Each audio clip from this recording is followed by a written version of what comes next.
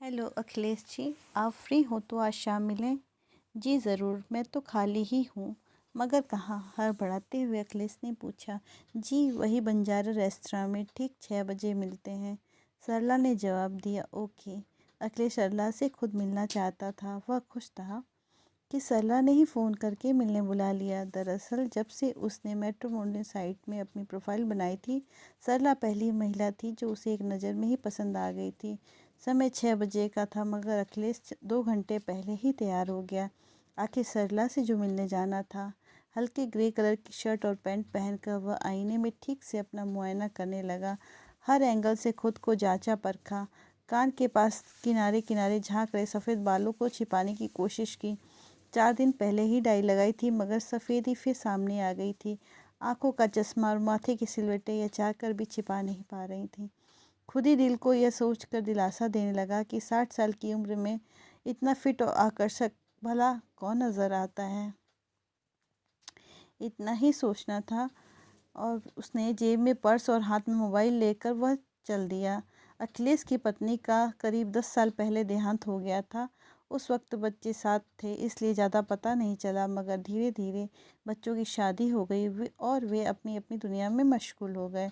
बेटी ब्याह कर दूसरे शहर चली गई और छोटे बेटे ने भी जेब जॉब के चक्कर में यह शहर छोड़ दिया। बड़ा बेटा पहले ही शादी के बाद मुंबई में बस चुका था। इस तरह मेरठ में घर में वह नितांत अकेला रह गया था। अब पत्नी की ज़्यादा याद सताने लगी थी। नौकरानी घर संभाल जाती, नाश्ता खाना भी बना देती, मगर पत्नी वाली केयर कैसे कर सकती थी। यही वजह थी कि अखिलेश ने फिर से शादी करने का फैसला लिया, ताकि अपनी बची ज़िंदगी इस तरह अकेलेपन और उदासी के साथ गुजारने के बजाय किसी विधवा से पुनर्विवाह करके गुजार सके। इसके लिए उसने मैट्रिमोनियल साइट में अपनी प्रोफाइल बना डाली। 3-4 दिनों के अंदर ही बहुत सारी महिलाओं ने उन्हें इंटरेस्ट भेज दिया। इन सबों में सरला अब उससे ज़्यादा पसंद आई थी। रेस्तरां की मेज पर सरला और अखिलेश सामने बैठे। सरला की उम्र करीब 50 साल थी। वह भी विधवा थी।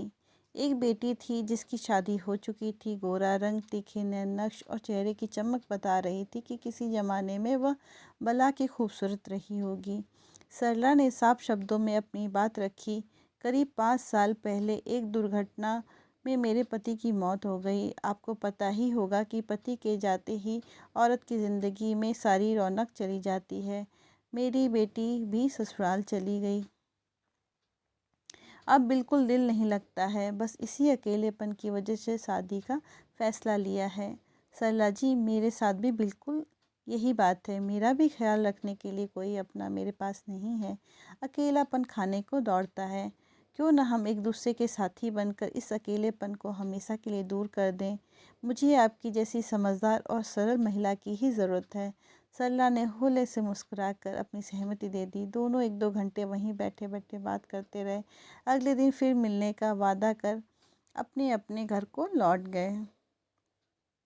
आते ही अखिलेश ने मैट्रिमोनियल साइट से अपनी प्रोफाइल हटा दी। उसे जिसकी तलाश थी वह मिल चुकी थी।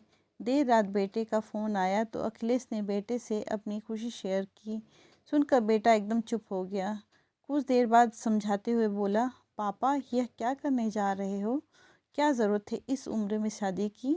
वह औरत पता नहीं कैसी हो, किस मकसद से शादी कर रही हो। बेटा तमीज़ से बात कर, वह औरत नहीं, तेरी होने वाली माँ है। मैं जो यहाँ अकेलापन महसूस करता हूँ, उसे मिटाने के लिए उससे शादी कर रहा हूँ। यार पापा, अकेलापन मिटाने के 100 तरीके हैं। इसके लिए शादी कौन सा रास्ता है? झुंझलाए स्वर में बेटे ने कहा। शादी ही सही रास्ता है बेटा। मुझे जो उचित लगा वही कर रहा हूँ। तुम लोग तो मेरे साथ नहीं रहते, ना ही मेरी समस्या कैसे समझोगे। पापा, इस बार मैं कोशिश करूँगा कि अपना ट्रांसफ़र दिल्ली करा लूँ।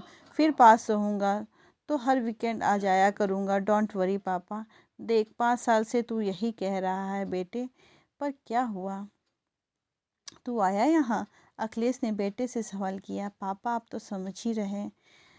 तू भी नहीं समझ रहा है सुजय, बेटे ने गुस्से में फ़ोन काट दिया।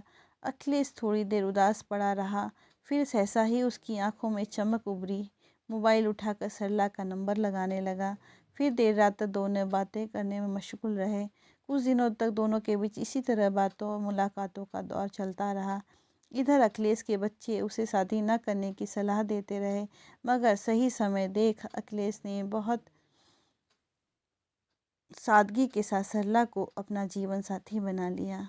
शादी के लिए अखिलेश ने बहुत ज़्यादा बड़ा समारोह रखा था। अखिलेश का छोटा बेटा और सरला की बेटी और भाई विवाह स्थल पर पहुंचे थे। अखिलेश की बेटी नहीं आ पाई थी। उसने वीडियो कॉल के जरिए अपने पिता की शादी देखी। बड़ा बेटा ऑफिस के काम में फंसा होने का बहाना बनाकर नहीं आया। अखिलेश के बच्चे अपने पिता की दूसरी शादी से बिल्कुल भी खुश नहीं थे। उस दिन अखिलेश बेटे से बात कर रहा था। सरला बाहर गई हुई थी। अचानक वह लौट आई, पर अखिलेश को इसकी खबर नहीं थी। अखिलेश फ़ोन स्पीकर पर रख कर बातें करता था, क्योंकि उसे कम सुनाई देता था। हमेशा की तरह बेटा सरला के खिलाफ जहर उगल रहा था, मगर अखिलेश अब लगातार उसकी बात को प्रतिकार सही दलीलों के साथ पूरे विश्वास से करता रहा। अखिलेश का अपने प्रति यह विश्वास देखकर सरला को बहुत अच्छा लगा। उम्र की परवाह किए बिना नए जीवन की शुरुआत दोनों ने शिमला की वादियों में जाकर की। उन्होंने वहाँ साथ में बहुत खूबसूरत वक्त बिताए। दोनों काफ़ी खुश थे। अखिलेश बोलना तो बहुत चाहता था, पर चुप रहा। सुजय के बाद अखिलेश की बेटी भी फ़ोन पर पिता को सावधान करने लग गई। पापा ध्यान रखना। अकेलेपन का दर्द एक दूसरे का साथ पाकर कहीं गायब हो चुका था, मगर उनके बच्चों को अभी भी यह शादी रास नहीं आ रही थी। खासकर अखिलेश के बच्चों को डर था कि कहीं सरला उनकी ज़मीन जायदाद न हड़प ले। एक दिन बड़ा बेटा सुजय बिना बताए अखिलेश से मिलने चला आया। आते ही उसने सरला के प्रति रूखा व्यवहार दिखाना शुरू कर दिया। सरला और अखिलेश दोनों ही जानते थे कि वह सरला को पसंद नहीं करता। सरला बहाना बनाकर कुछ दिनों के लिए अपने मायके चली गई। इधर सुजय को पिता के अकेले में बात करने का पूरा मौका मिल गया। उसने अखिलेश को समझाने की कोशिश की, पापा आप इस बात से अनजान हो कि इस उम्र में विधवा औरतें सिर्फ इसलिए किसी रईस पुरुष से शादी करती हैं ताकि उसकी सारी संपत्ति पर अपना हक जमा सकें। पापा वह आपकी दौलत लेकर गायब हो जाएगी, फिर क्या करोगे? उसकी नज़र सिर्फ और सिर्फ आपके पैसों पर है। पर तुम ऐसा कैसे कह सकते हो सुजय? क्यों नहीं पापा? यदि ऐसा नहीं तो उसने आपसे शादी क्यों की? सुजय ने सवाल किया। तुमने अपनी बीवी से शादी क्यों की थी? अखिलेश ने उल्टा सवाल किया। अरे पापा, यह तो हर कोई जानता है, परिवार बनाने और परिवार बढ़ाने के लिए। पर शादी की भी एक उम्र होती है। आपको कौन सा अब बच्चे पैदा करने हैं जो शादी करनी थी? सुजय की आवाज़ में चिढ़ थी। ठीक है, बच्चे पैदा नहीं करने, पर तुम्हें शादी के बाद बच्चों के अलावा और क्या मिला? पत्नी का साथ नहीं मिला, उसका प्यार नहीं मिला। पापा अब इस उम्र में आपको कौन से प्यार की ज़रूरत है? ज़रूरत हर उम्र में होती है बेटा, भले ही रूप बदल जाए, और फिर एक साथ भी तो ज़रूरी है ना। अखिलेश ने उसे समझाने की कोशिश की। पापा आप चाहे कितनी भी दलीलें ले लो, पर याद रखना इस औरत की नज़र सिर्फ़ और सिर्फ आपके पैसों पर है। कहता हो सुजय उठ गया। अखिलेश बोलना तो बहुत चाहता था, पर चुप रहा। सुजय के बाद अखिलेश की बेटी भी फ़ोन पर पिता को सावधान करने लग गई।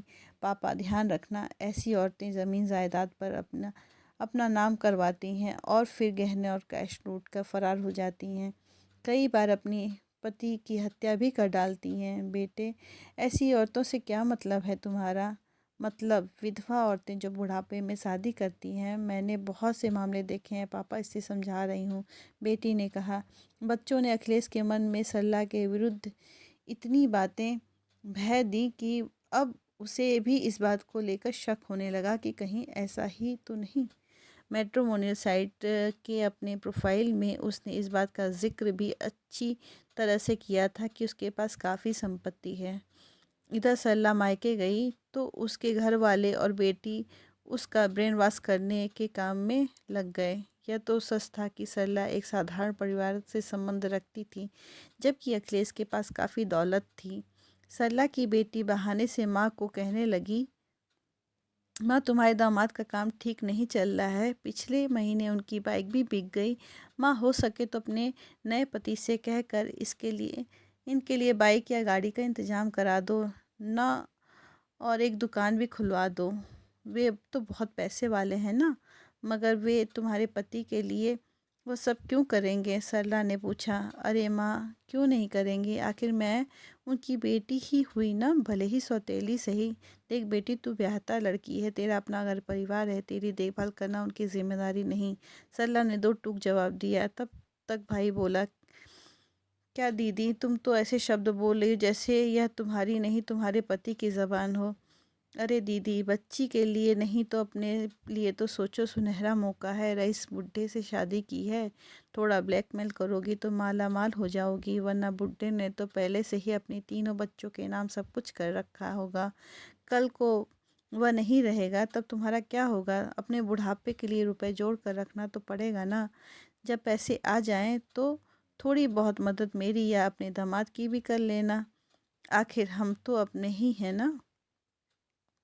तुम्हारे भले ही के लिए कह रही हैं। अब देखो ना, पुराने जीजा जी के साथ तुमने सारी जवानी गुजार दी, मगर वह मरे तो तुम्हें क्या मिला? सब कुछ उनके भाइयों में बट गया। इसलिए कह रहा हूँ दीदी कि अपने पति की संपत्ति पर अपना कानूनी हक रखो, फिर चाहे कुछ भी हो। भाई मेरे, तू ठीक कह रहा है, मैं सोचूंगी। अब ज़्यादा नसीहतें न दें और अपने काम पर ध्यान दो। कहकर सरला ने बात ख़त्म कर दी। 2-3 दिनों में सुजय चला गया। इधर सरला भी घर वापस लौट आई। दोनों ही थोड़े गुमसुम से थे। अपने बच्चों की बातें उन्हें रह रह कर याद आ रही थीं।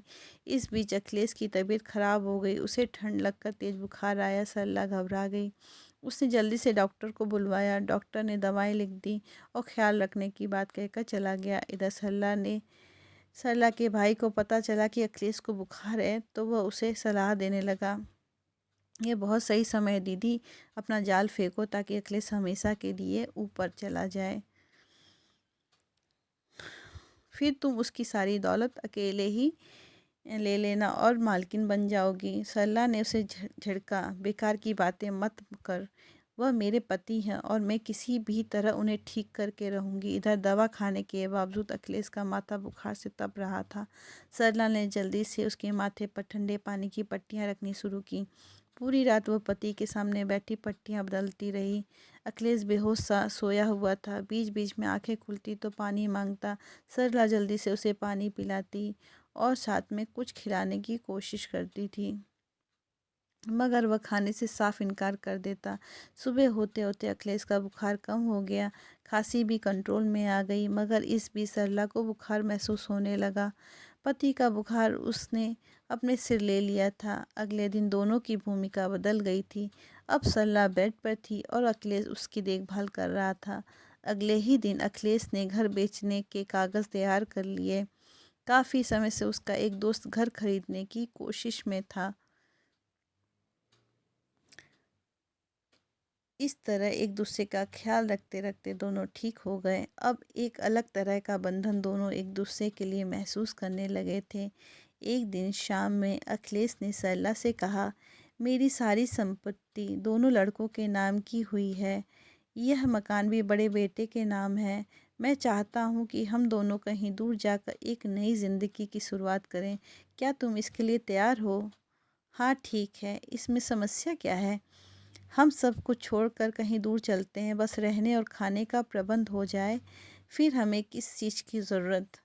दोनों आराम से एक छोटा सा घर लेकर रह लेंगे। वैसे भी मेरे पहले पति ने मेरे लिए बैंक में थोड़ी बहुत रकम रख छोड़ी है, ज़रूरत पड़ी तो उसका भी प्रयोग कर लेंगे। सरला की बात सुनकर अखिलेश की आंखें भीग गईं। एक तरफ बच्चे जिस महिला को दौलत का लालची बता रहे थे, वही इस गृहस्थी में अपनी सारी जमा पूंजी लगाने को तैयार थी। अखिलेश को यही सुनने की इच्छा थी। उसने सरला को गले से लगा लिया और बोला, ऐसा कुछ नहीं है सरला, सारी संपत्ति अभी भी मेरे ही नाम है। मैं तो तुम्हारा रिएक्शन देखकर तुम्हें परखना चाहता था। तुमसे अच्छी पत्नी मुझे मिल ही नहीं सकती। वैसे कहीं दूर जाने का प्लान अच्छा है। यह घर बेचकर किसी खूबसूरत जगह घर लिया जा सकता है। सच में भी सब से दूर कहीं चली जाना चाहती हूँ, सरला ने कहा। अगले ही दिन अखिलेश ने घर बेचने के कागज़ तैयार करा लिए। काफ़ी समय से उसका एक दोस्त घर खरीदने की कोशिश में था। अखिलेश ने बात कर अपना घर उसे बेच दिया और मिलने वाली रकम से देहरादून के पास एक छोटा सा खूबसूरत मकान खरीद लिया। उसने अपना नया पता किसी को भी नहीं दिया था, फ़ोन भी स्विच ऑफ कर लिया था। अपना बैंक बैलेंस भी उसने दूसरे बैंक में ट्रांसफ़र करा लिया और पूर्व पत्नी के गहने भी लॉकर में रखवा दिए। सरला ने भी अपने घर के किसी को नया पता नहीं बताया। सारे हमदर्द रिश्तेदारों से दूर दोनों ने अपना एक प्यारा सा आशियाना बना लिया था। वहाँ से अपनी ज़िंदगी दूसरों की हर तरह की दखलंदाजी से दूर शांतिपूर्वक एक दूसरे के साथ बिताना चाहते थे।